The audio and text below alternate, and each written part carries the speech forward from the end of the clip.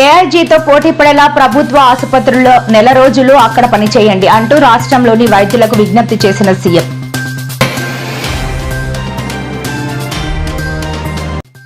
నేడు గుంటూరు జైలు నుంచి బెయిల్పై విడుదలైన నందిగం సురేష్ చనిపోయేంత వరకు జగనన్నతోనే నా ప్రయాణం ఉంటుంది అంటూ స్పష్టం.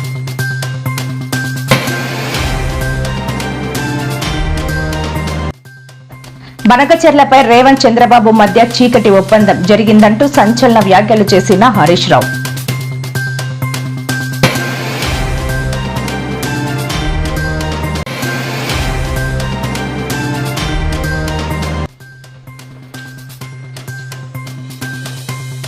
బంగాళాఖాతంలో అల్పపీడనం కోస్తాలో విస్తారంగా వర్షాలు కురిసే అవకాశం వెల్లడించిన విశాఖ వాతావరణ శాఖ అధికారులు.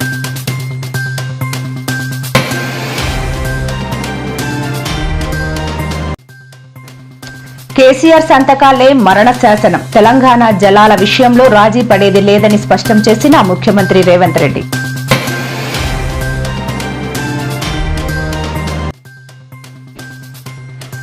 పాష మైలారం ఘటన సిగాచి బాధితులకు ఆ సంస్థ ఆర్థిక సాయం, మృతుల కుటుంబాలకు ₹1 కోటి చొప్పున పరిహారం ఇస్తున్నట్టు వెల్లడి.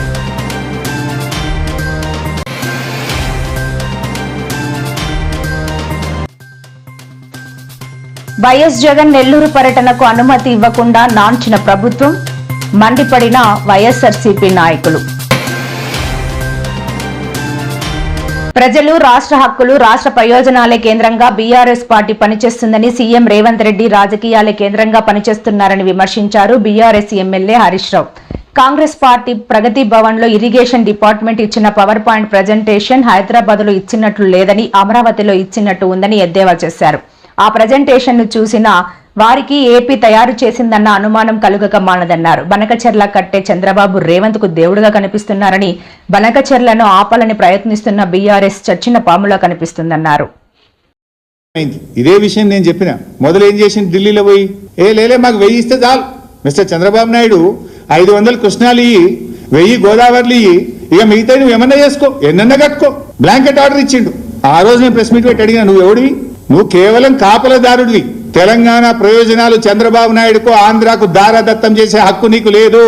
ఇది రాష్ట్రం, ఈ రాష్ట్రంలో ప్రజలున్నారు, ప్రజాస్వామ్యం ఉన్నది, ప్రతిపక్షం ఉన్నది, నువ్వే 1000 టీఎంసీ వేయడానికి మిస్టర్ రేవంత్ రెడ్డి అని నేను ప్రెస్ మీట్ పెట్టి ఆ రోజు అడిగితే ఇప్పుడు జ్ఞానోదయం అయింది ఆయనకు. ఇప్పుడు అది కూడా ఒకసారి చూడండి వీడియో. మొదలేం మాట్లాడిండు, మధ్యలో నేనేం మాట్లాడినా, నిన్న ఎట్లా మాట మార్చిండో, రేవంత్ రెడ్డి ఊసర వెల్లుల్లాగా రంగులు ఎట్లా మారుస్తాడో, రేవంత్ రెడ్డికి జ్ఞానోదయం ఎట్లయిందో ఒక్కసారి చూడండి. కృష్ణా బేసిన్ మీద ఒక 500 టీఎంసీలు, గోదావరి బేసిన్ మీద దాదాపు ఒక 1000 టీఎంసీలకు మీరు బ్లాంకెట్ ఎన్ఓసి ఇవ్వండి. ఆ తర్వాత మీరు ఏ ప్రాజెక్టులైనా కట్టుకోండి, మాకు అభ్యంతరం లేదు. కేసీఆర్ గారు గోదావరి నదిలో మాకు 963 టీఎంసీల నీళ్లు కేటాయించారు. అయితే దీని తర్వాత కూడా 3000 టీఎంసీలు సముద్రంలో కలుస్తున్నాయని సెంట్రల్ వాటర్ కమిషన్ లెక్కలు చెబుతున్నాయి. ఆ 3000 టీఎంసీల్లో కూడా ఇదే ప్రోరాటా ప్రకారంగా మాకు 1950 టీఎంసీల నీళ్లు కావాలి. 968 టీఎంసీ మనకు, 518 టీఎంసీ ఆంధ్రప్రదేశ్కు వచ్చిందో, అదేవిధంగా గోదావరిలో ఉండే మిగులు జలాలు కావచ్చు, గోదావరిలో ఉండే వరద జలాలు కావచ్చు, ప్రపోర్షనేట్ గా తెలంగాణకు కూడా ఒక రైట్ వస్తుంది. ఎప్పుడు సో వచ్చింది నాకు, ఫస్ట్ 18/6/2025 నాడేమో 1000 ఇచ్చేయి, నీకు అంత నువ్వు ఏమన్నా చేసుకో చంద్రబాబు నాయుడు, నువ్వు ఏం చేసుకున్నా పర్వాలేదు, బ్లాంకెట్ ఆర్డర్ ఇచ్చి పరిచాడు. అరే నువ్వేనివే అయ్యనీకి అట్లా 1950 మనది ఉన్నది 2918 అని నేను 19 జూన్ 2025 నేను మాట్లాడినా. ఆయన 18 నాడు మాట్లాడితే తెల్లారి 19 నాడు నేను మాట్లాడినా. నిన్నటి జ్ఞానోదయం అయింది ఆయనకు. నిన్న 1 జూలై నాడు లేలే మా వాటా ఉంది అందులో కూడా 65% మా లెక్క ఉన్నదని నిన్న తెలివికెచ్చిండు. అంటే గోదావరిలో 1000, కృష్ణాలో 500 జాలు అని గొప్పలు చెప్పిన రేవంత్ రెడ్డికి మిగులు జలాల్లో కూడా తెలంగాణ వాటా ఉంటుందని బీఆర్ఎస్ పార్టీ ఆయన జ్ఞానోదయం చేసింది. బీఆర్ఎస్ ప్రశ్నించకుండా ఉంటే నీ నోటు దురిస్థానం వల్లనో, నీ అవగాహన లేమితోనో ఇవాళ తెలంగాణకు ఎంత నష్టమవుతుండే.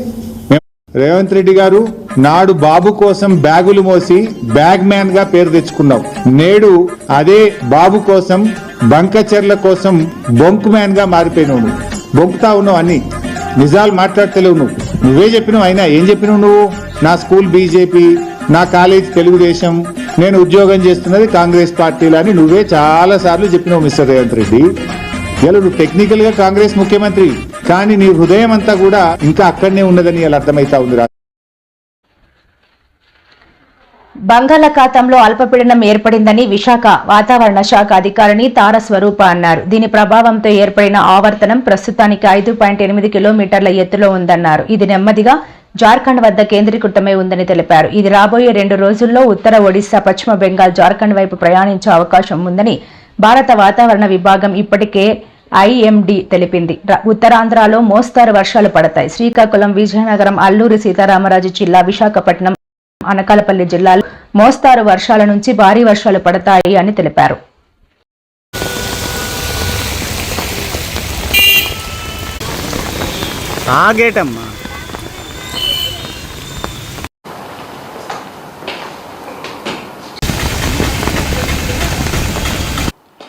ఉత్తర ఒడిశా, గంజటిక్, వెస్ట్ బెంగాల్కి ఆనుకొని ఉన్న అల్పపీడన ప్రాంతం, నిన్నటి అల్పపీడన ప్రాంతం ఈరోజు ఇంకొంచెం ముందుకు కదిలి ప్రస్తుతానికైతే జార్ఖండ్, దాని పరిసర ప్రాంతాల్లో కేంద్రీకృతమై ఉంది. ఇది ఇంకా ఉపరితలానికి 5.8 కిలోమీటర్ల ఎత్తు వరకు ఆవరించి ఉంది. దీని ప్రభావం వలన మనకి ఉత్తర కోస్తాలోని తేలికపాటి నుంచి ఒక మోస్తరు వర్షాలు చాలా చోట్ల పడే అవకాశం ఉంది. అదే దక్షిణ కోస్తాలో అయితే 1-2 చోట్ల పడే అవకాశం ఉంది. ఉత్తర కోస్తాలోని ఉరుములతో కూడిన జల్లులతో పాటు గాలులు కూడా వీసే అవకాశం ఉంది. కోస్తా వెంబడి గాలులు 45 నుంచి 55, అప్పుడప్పుడు 65 ఉండడం వల్ల ఫిషర్మెన్కి కూడా, అంటే చేపలు పట్టే వాళ్ళకి కూడా అప్రమత్తంగా ఉండవలసిందిగా ఇవ్వడం జరిగింది. వైసీపీ నేత, మాజీ ఎంపీ నందిగం సురేష్ గుంటూరు జిల్లా జైలు నుంచి విడుదలయ్యారు. టీడీపీ కార్యకర్త రాజుపై దాడికి సంబంధించిన కేసులో అరెస్ట్ అయిన ఆయనకు సోమవారం గుంటూరు కోర్టు బెయిల్ మంజూరు చేసింది. అయితే పూచీకత్తు పత్రాలు సమర్పించడంలో ఆలస్యం కావడంతో ఆయన విడుదల 2 రోజుల్లో ఆలస్యమైంది. జైలు నుంచి బయటకు వచ్చిన అనంతరం సురేష్ అక్కడికి చేరుకున్న మాజీ మంత్రి అంబటి రాంబాబు కూటమి ప్రభుత్వంపై తీవ్ర విమర్శలు గుప్పించారు. అక్రమ కేసులపై న్యాయపరంగా, రాజకీయంగా గట్టిగా పోరాడుతామని వైసీపీ నేతలు తేల్చి చెప్పారు.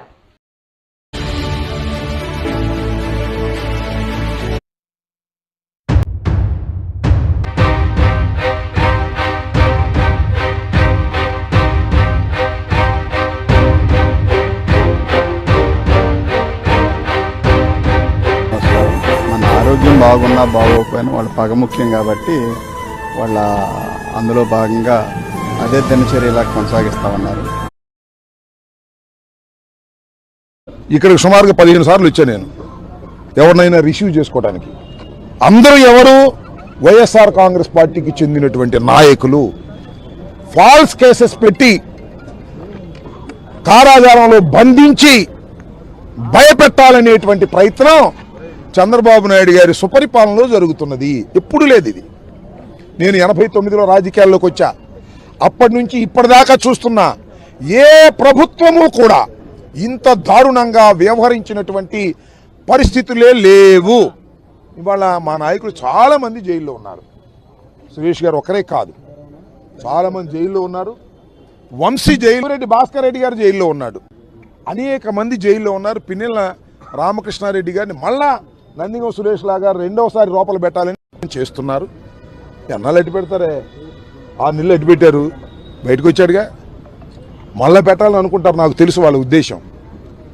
ఎన్నాళ్ళు పెట్టినా ఒకటి మాత్రం గుర్తుంచుకోమని ఈ తెలుగుదేశం ప్రభుత్వాన్ని, కూటమి ప్రభుత్వాన్ని, లోకేష్ని, చంద్రబాబు నాయుడు గారికి సవినయంగా చెప్పదలుచుకున్నా.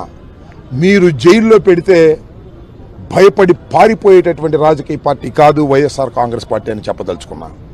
మీరు ఎంతగా జైల్లో పెడితే, ఎంతగా కేసులు పెడితే, ఎంతగా నిర్బంధిస్తే అంతగా గట్టిగా ఫైట్ చేయడానికి మేము ట్రైనింగ్ అవుతున్నాం, సిద్ధపడుతున్నాం. ఇప్పటికైనా బుద్ధి తెచ్చుకొని పోలీసుల్ని ప్రయోగించి మమ్మల్ని అణచాలనేటువంటి ప్రయత్నాన్ని విరమించుకుంటే మంచిది. విరమించుకోకపోతే అది మీ కర్మ అని కూడా మనవి చేస్తున్నా. ఒకటే చెప్పదలుచుకున్నా, చంద్రబాబు నాయుడు గారి సుపరిపాలనకు మొదటి అడుగులో మమ్మల్ని అందరినీ తొక్కేయాలనుకుంటున్నారు. మీ అడుగు మేము తీసవతల పారేస్తాం తప్ప మమ్మల్ని మీరు తొక్కలేరని కూడా ఈ సందర్భంగా చెప్పదలుచుకున్నాం.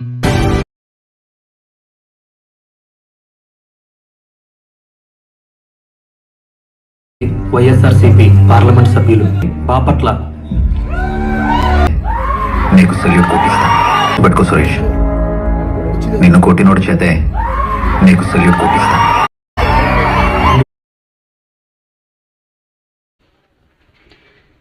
మాజీ ముఖ్యమంత్రి కేసీఆర్, మాజీ మంత్రి హరీష్ రావు 2015లో చేసిన సంతకాలే తెలంగాణ నీటి హక్కులకు మరణ శాసనంగా మారాయని ముఖ్యమంత్రి రేవంత్ రెడ్డి సంచలన ఆరోపణలు చేశారు. గత బీఆర్ఎస్ ప్రభుత్వం తీరుపై రేవంత్ రెడ్డి తీవ్రస్థాయిలో విమర్శలు గుప్పించారు. 10 ఏళ్ల పాటు నీటిపారుదల శాఖను కేసీఆర్, హరీష్ రావులే చూశారు. వారే రాష్ట్ర నీటి హక్కులను కాపాడుతారని ప్రజలంతా భావించారు. కానీ దురదృష్టవశాత్తు వారి నిర్ణయాల వల్లే తెలంగాణకు తీరని నష్టం జరిగింది అని ఆయన అన్నారు. నీటి హక్కుల పరిరక్షణలో వెనుకడుగు వేసేది లేదని ఆయన తేల్చి చెప్పారు. చంద్రబాబు నాయుడు గారికి నేను సూచన చేస్తున్నా, మీరు పక్క రాష్ట్ర ముఖ్యమంత్రి, కేంద్రంలో మీకు పలుపాడి ఉండొచ్చు, మోడీ గారు మీరు ఏం చెప్తే అది వినొచ్చు. అంత మాత్రాన మీ ప్రాజెక్టులకు అన్ని అనుమతులు వస్తాయని మీరు అనుకుంటే అది భ్రమ. అట్లాంటి వాటికి అవకాశం లేదు. తెలంగాణ రాష్ట్ర ప్రజలకు ప్రయోజనాలు కాపాడుకోవడానికి అవసరమైన ప్రణాళిక, వ్యూహరచన స్పష్టంగా ఉన్నది. మేము ఈరోజు వివిధ రాజ్యాంగబద్ధమైన సంస్థలకు మేము ఫిర్యాదులు చేస్తున్నాము. రాజ్యాంగబద్ధమైన సంస్థలు మా హక్కులను కాపాడడానికి, మా హక్కులను మాకు అందించడానికి ముందుకు వస్తే సరే, లేకపోతే న్యాయస్థానానికి వెళ్తాం. అక్కడ కూడా జరగకపోతే ప్రజల దగ్గర పోతాము. అంతిమ నిర్ణేతలు ప్రజల దగ్గర కూడా వెళ్తాము. గోదావరి ప్రాజెక్టులో మా ప్రాజెక్టుల నీటి కేటాయింపులు అన్ని వివాదాలు పరిష్కారం అయితే తప్ప మిగులు జలాలు అనేది లెక్క తేలదు. కాబట్టి గోదావరి బేసిన్లో మా పెండింగ్ ప్రాజెక్టులు ప్లస్ 968 టీఎంసీ వాటర్ ప్రాజెక్టులు మేము మొత్తం కట్టుకున్న తర్వాత మిగులు జలాల పైన వరద జలాలు ఉంటే అవి ఎన్ని మిగిలినాయి, దాంట్లో మాకెంత వస్తుంది, మీకెంత వస్తుంది. మళ్ళా మిగులు జలాల మనకు వాటా ఉన్నది, వరద జలాలలో కూడా మనకు వాటా ఉన్నది. నికర జలాలలో ఏ విధంగా అయితే ప్రపోర్షనేట్గా 968 టీఎంసీ మనకు, 518 టీఎంసీ ఆంధ్రప్రదేశ్కి వచ్చిందో, అదేవిధంగా గోదావరిలో ఉండే మిగులు జలాలు కావచ్చు, గోదావరిలో ఉండే వరద జలాలు కావచ్చు, ప్రపోర్షనేట్గా తెలంగాణకు కూడా ఒక రైట్ వస్తుంది. మనం అధికారంలో వచ్చిన తర్వాత చంద్రబాబు నాయుడు గారు pre feasibility report government of ఇండియాకి ఇస్తే గట్టిగా వ్యతిరేకించి నిన్న కేంద్ర ప్రభుత్వం నుంచి ఆ ప్రతిపాదనని వెనక్కి పంపే విచ్చిగా చేసింది మనం అని చెప్పే విషయం దయచేసి మీరు అందరూ కూడా ప్రజలకు తెలియజేయాలి. తెలుగు చిత్ర పరిశ్రమలో తనదైన విలనిజం, కామెడీతో ప్రేక్షకులను అలరించిన ప్రముఖ నటుడు ఫిష్ వెంకట్ తీవ్ర అనారోగ్యంతో పోరాడుతున్నారు. ప్రస్తుతం ప్రాణాపాయ స్థితిలో ఆసుపత్రిలో చికిత్స పొందుతున్నారు. ఆయన పరిస్థితి అత్యంత విషమంగా ఉందని తెలియడంతో అభిమానులు, సినీ వర్గాలు తీవ్ర ఆందోళన చెందుతున్నాయి. ప్రస్తుతం ఆయనకు వెంటిలేటర్పై చికిత్స అందిస్తున్నామని సమాచారం. ఆసుపత్రి ఖర్చులు భరించలేని స్థితిలో ఉన్నామని, దయచేసి తమను ఆదుకోవాలని ఆయన భార్య, కుమార్తె మీడియా ద్వారా దాతలకు, సినీ ప్రముఖులను వేడుకుంటున్నారు. హాయ్ ఫ్రెండ్స్, అందరికీ హృదయపూర్వక నమస్కారం. నేను మీ ఫిష్ వెంకట్. ఈరోజు నా పరిస్థితి బాగలేదు. నేను షుగర్ వచ్చి బీపీ పెరిగి బాగా క్రిటికల్గా ఉంది నా పరిస్థితి. అట్లనే కిడ్నీలు కూడా ఫెయిల్ అయ్యి day by day daily dialysis జరుపుకుంటున్నా. ఈ సందర్భంగా మా ఇంట్లో అంతా మంచి మంచి ఆర్టిస్టులు తెలుసు, పెద్ద పెద్ద హీరోలు తెలుసు, వెళ్ళి కలవచ్చు కదా అంటే నేను ఇప్పటివరకు ఈ హీరోల దగ్గర కూడా ఎప్పుడు కూడా పోయి కలవలేను. మామూలుగా షూటింగ్ ఉన్నప్పుడు మాత్రం కలవడం తప్ప మిగతా అప్పుడు మాత్రం కలవడం అనేది ఇంపాసిబుల్, కలవలేను. సో ఇప్పుడు వచ్చిన పరిస్థితి కలవాలి అని, కానీ ఎవరిని కలవాలన్నా మనసొప్పక కలవకపోవడం జరిగింది. ఇప్పుడు నా భార్య సువర్ణ వెళ్ళండి, వెళ్ళి పవన్ సార్ని కలవండి, పవన్ సార్ మీకు అనుకూలంగా ట్రీట్మెంట్ చేపిస్తాడు, మీకు ప్రతి విషయంలో చేదోడు వాదోడుగా నిలుస్తాడు, మీరు వెళ్ళండి, నా మాటినండి అని ఒత్తిడి చేయడంతో అప్పుడు నాకు కూడా అనిపించింది కరెక్ట్ పవన్ సార్ని కలవాలి. థ్యాంక్ యూ సార్, మీరు చాలా హెల్ప్ చేస్తున్నారు సార్. నా జీవితకాలంలో మరవని హెల్ప్ సార్. నా కన్న తల్లిదండ్రులు ఎంతనో, తర్వాత మీరు కూడా అంతే సార్. మా కుటుంబ సభ్యులందరికీ మీరు దయచేసి మా ఫ్యామిలీని కాపాడండి అంటూ వారి కన్నీటి పర్యంతమవుతున్నారు. సీఎం రేవంత్ రెడ్డి మంత్రి ఉత్తమ కాంగ్రెస్ నా ఎమ్మెల్యేలకు ఎమ్మెల్సీలకు ఇచ్చిన పవర్ పాయింట్ ప్రజెంటేషన్ లో పాత పాట పాడారని, కేసీఆర్ ను తిట్టాలి, చంద్రబాబును కాపాడాలి అనే ఆతృత సీఎంలో కనిపించిందని మాజీ మంత్రి ఎమ్మెల్యే గంగుల కమలాకర్ అన్నారు. బనకచెర్లపై యుద్ధం ప్రకటిస్తారనుకున్నామని, కానీ అలా జరగలేదని అన్నారు. లక్షల రూపాయలను పవర్ పాయింట్ ప్రజెంటేషన్ పేరిట వృధా చేశారని ఆరోపించారు. మాజీ మంత్రి హరీష్ రావు బనకచెర్లపై బాహ్య ప్రపంచానికి చెప్పకనే ప్రభుత్వం ముద్దునిద్ర వీడిందని చెప్పారు. ఉత్తమ లేఖ రాసి సరిపెట్టుకున్నారే తప్ప సీరియస్ ప్రయత్నాలు చేయలేదని ఆరోపించారు. ఈరోజు కేసీఆర్ గారి టూర్కు ఎందుకు లింక్ పెడుతున్నంటే మీ చేత కొరగేవాళ్ళు అక్కడ నువ్వు మేడికాలే చంద్రబాబు నాయుడు కట్టేది ఆంధ్రప్రదేశ్. ఈ యొక్క మొత్తం పవర్ ప్లాంట్ ట్రాన్సాక్షన్లో ప్రభుత్వం డిమాండ్ చేస్తున్నాను, మేడిగడ్డ రిపేర్ చేయండి, ఆ నీళ్లు జలాల మీకియండి. పాషా మైలారంలోని తమ ప్లాంట్లో జరిగిన ప్రమాదంలో 40 మంది కార్మికులు సిబ్బంది చనిపోయారని సిగాచి కంపెనీ అధికారికంగా ప్రకటించింది. పేలుడు ఘటనలో 33 మంది గాయపడ్డారని, వారిని వివిధ ఆసుపత్రుల్లో చేర్పించి చికిత్స అందిస్తున్నట్లు పేర్కొంది. బాధిత కుటుంబాలను అన్ని విధాలా ఆదుకుంటామని కంపెనీ ఈ ప్రకటనలో హామీ ఇచ్చింది. మృతుల కుటుంబాలకు ₹1 కోటి చొప్పున పరిహారం చెల్లిస్తామని తెలిపింది. సిగాచి, పాషా మైలారం ప్లాంట్లను 90 రోజుల పాటు మూసివేస్తున్నట్లు ఈ ప్రకటనలో పేర్కొన్నారు.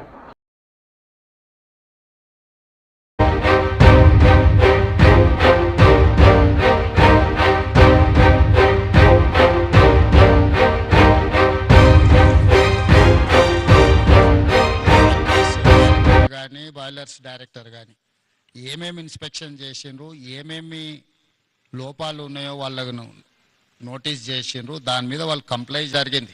ఇట్లాంటి సిమిలర్ ఇతర పరిశ్రమలలో కూడా ఇట్లాంటి సమస్య రాకుండా ఉండాలంటే మనం ఏం ఇన్స్ట్రక్షన్స్ ఇవ్వాలి, వేటి మీద ఫోకస్ పెట్టాలనేది కూడా మనకు అర్థం కావాలి.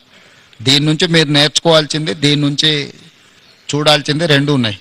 ఒకటి డీటెయిల్ రిపోర్ట్ కావాలి నాకు. డీటెయిల్ రిపోర్ట్ మీద ఇమ్మీడియట్గా మీరు దీన్ని అడ్రస్ చేయండి. ఈ అంటే ఎక్స్పర్ట్స్ను కాన్స్టిట్యూట్ చేయండి. ఇట్ ఈస్ జనరల్ ఒపీనియన్స్ మీద పోకండి. దీని రిలేట్ ఏముందో ఆల్రెడీ ఇన్స్పెక్షన్ చేసిన వాళ్ళని వేయకండి, బయట నుంచి ఆఫీసర్లను డెప్యూట్ చేయండి. ఆల్రెడీ ఇన్స్పెక్షన్ చేసి ఆల్రెడీ దీని మీద ఉన్న వాళ్ళను మళ్ళీ ఒపీనియన్కి ఇస్తే దే డోంట్ సే ఎనీథింగ్. ఇదవుద్ది. దాని 1 by 1 పిలిచి అని పెట్టి వాటి కలెక్టర్ గారు ఐడెంటిఫై చేయించి నాకు చూసుకొని ఏదైనా వాళ్ళు ఉంటే వాళ్ళకి మొబైల్ ఇవ్వండి, ఛార్జింగ్ పెట్టి ఏం చేయడానికి ఉందో. తర్వాత దీంట్లో వీళ్ళు ఎవరెవరు చెప్తారో ఈ ఫ్యామిలీస్ను ఏ ఫ్యామిలీ వాళ్ళు ఎవరో లిస్ట్ అవుట్ చేయండి. ఇట్లా గుంపుగా ఉంటే ఎవరు ఏ ఫ్యామిలీకి సంబంధించిన వాళ్ళు తెలియదు. వాళ్ళు ఇప్పుడు ఫోటోలు చూపిస్తున్నారు. ఈ ఫ్యామిలీ వాళ్ళు ఎవరు, వీళ్ళ డీటెయిల్స్ ఇట్లా సపరేట్ చేయండి. దాంతో మీకు ఎవరితో ఏం మాట్లాడాలనో తెలుస్తుంది. ఇప్పుడు మీరు ఇట్లుంటే మీరు రేపు కాంపెన్సేషన్ ఇవ్వాలన్నా, రేపు మంచి చెడ్డ ఏదైనా చేయాలన్నా కూడా ఇబ్బంది అవుతుంది. మీకు ఎవరికి వాళ్ళని వీడియోలు ఫోటోలు తీసుకొని ఒక రికార్డ్ తయారు చేయండి. ఈ ఫ్యామిలీకి సంబంధించిన వాళ్ళు ఎవరు 1 2 3 4 అంటే ఇక్కడ మీతో టచ్లు ఉన్నది ఎవరు, వాళ్ళ కాంటాక్ట్ నెంబర్ అరేంజ్ చేస్తారు. అదే టైమ్లీ ఇప్పుడు పాలు చిన్నపిల్లలు ఏదైనా ఉన్నారా 24 hours over. No, where is your management MD who is the right person? He has to come. No, the major accident taken place in your premises, he has to come, he has to see, he has to visit deceased persons or who is alive. So he cannot avoid the situation. No, he has to come. Ask him to come and meet our district minister and labor and employment minister. విద్యా వైద్యానికి మా ప్రభుత్వం ఎక్కువ ప్రాధాన్యత ఇస్తోందని, సర్కారు ఆసుపత్రులపై పేదలకున్న అభిప్రాయం మారేందుకు చర్యలు తీసుకుంటున్నామని ముఖ్యమంత్రి రేవంత్ రెడ్డి అన్నారు. ఇవాళ ముఖ్యమంత్రి రేవంత్ రెడ్డి బంజారాహిల్స్ లో AIG ఆసుపత్రిని ప్రారంభించారు. సామాజిక బాధ్యతగా ఏడాదిలో 1 నెల రోజుల పాటు ప్రభుత్వ ఆసుపత్రిలో పనిచేయాలని ఈ రాష్ట్రంలో ఉన్న డాక్టర్లకు సీఎం పిలుపునిచ్చారు. మీకు ఇష్టం వచ్చిన ఆసుపత్రిని ఎంచుకుని నెల రోజుల పాటు పనిచేయాలని, నిమ్స్, ఉస్మానియాలో పనిచేస్తే చాలా అనుభవం వస్తుందని తెలిపారు.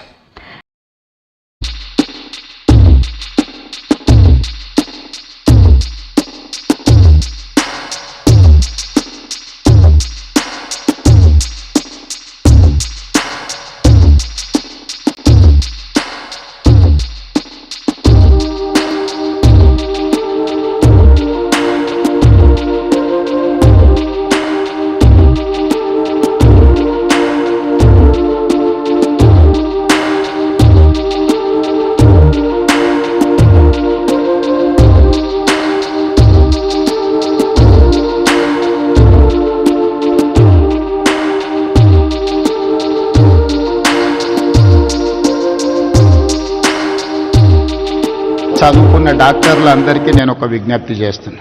నేను ఈ వేదిక మీద నుంచి రాష్ట్రంలో చదువుకున్న డాక్టర్లందరికీ నేను ఒక విజ్ఞప్తి చేస్తున్నా. సంవత్సరంలో ఒక్క నెలైనా ప్రభుత్వ ఆసుపత్రులలో పనిచేయండి.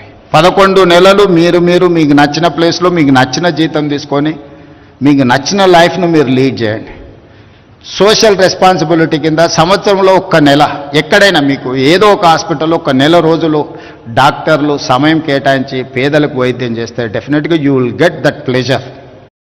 వైఎస్ఆర్సీపీ అధ్యక్షుడు మాజీ ముఖ్యమంత్రి వైఎస్ జగన్మోహన్ రెడ్డి నెల్లూరు పర్యటన మరోసారి రద్దయింది. సెంట్రల్ జైల్లో ఉన్న మాజీ మంత్రి కాకాని గోవర్ధన్ రెడ్డిని పరామర్శించేందుకు జూలై 3న జగన్ నెల్లూరు పర్యటనకు సిద్ధం కాగా ప్రభుత్వం హెలీప్యాడ్ కు అనువైన స్థలం ఇవ్వకపోవడంతో ఈ పర్యటన వాయిదా వేసుకున్నట్టు సమాచారం. హెలీప్యాడ్ వద్ద ప్రమాదకర పరిస్థితులు ఉన్నాయని మరో 10 రోజుల్లో పర్యటన తేదీని వెల్లడిస్తారని సమాచారం. ఈ విషయాన్ని వైసీపీ నేతలు ధృవీకరించారు. త్వరలో కొత్త తేదీని ప్రకటిస్తామని తెలిపారు. తిరుమల శ్రీవారి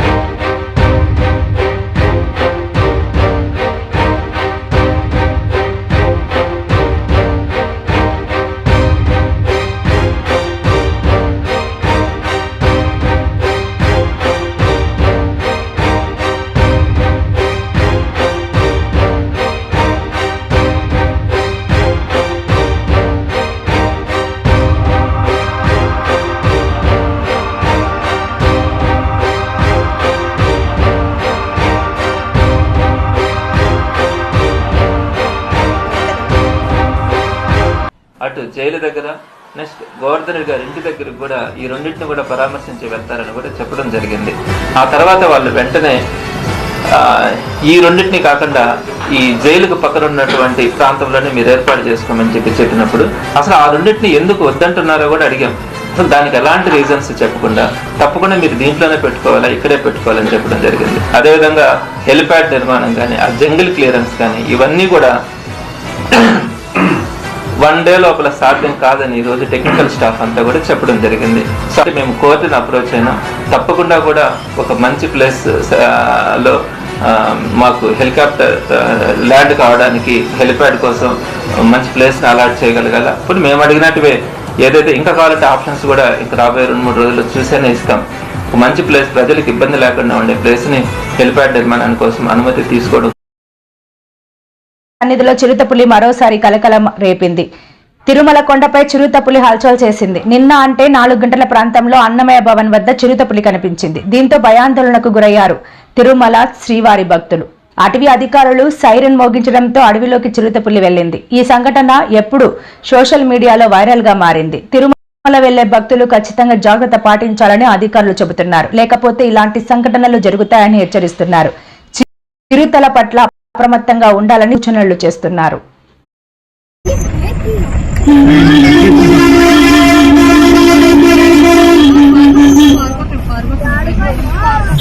చిరుతపులి హాయ్ గాయ్స్, చిరుతపులి చూడండి కొండపైన. రియల్ గా ఓ అమ్మా